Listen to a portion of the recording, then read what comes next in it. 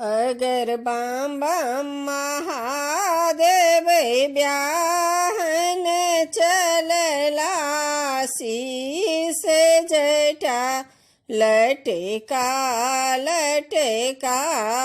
अगर बम बम महादेव ब्याहन चलला शीस जटा लटका लटका। भाल चंद्रमा मुकुट विराज चले नयन मटका मटका। भाल चंद्रमा मुकुट विराज चले नयन मटका मटका। अगर बम बम महादेव ब्याहन चलला शीस जटा लटका लटका।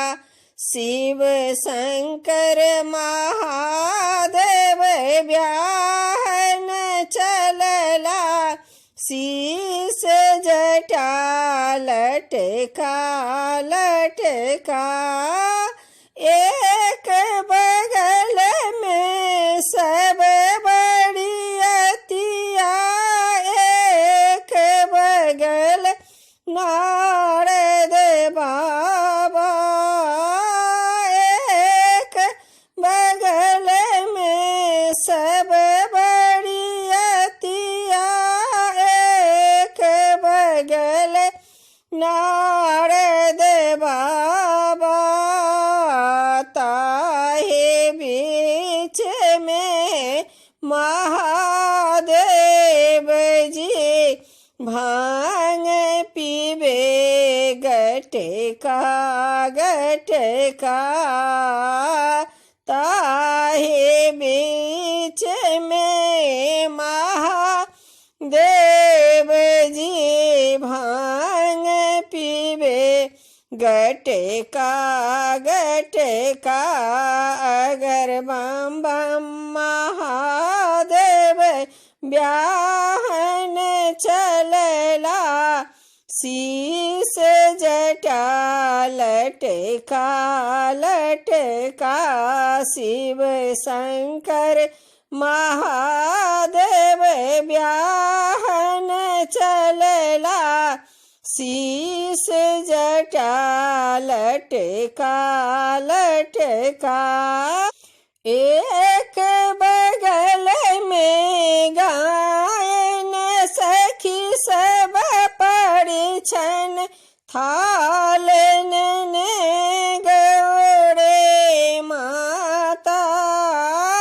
सखी सब मिल के मंगल गावती थालन ने गौड़े माता। ताहे बीच में महादेव जी नाग छोड़ल फुफुका फुफुका।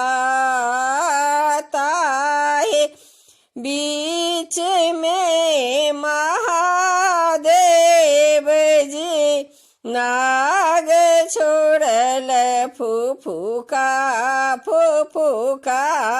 अगर बम बम महादेव ब्याहन चलला शीस जटा लटका लटका।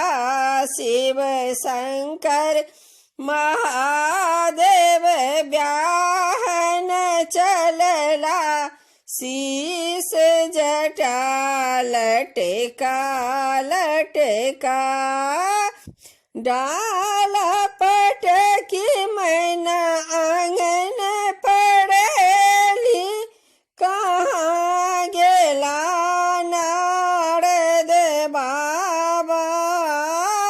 डाला पटकी मैना घर के पड़ेली कहाँ गेला ना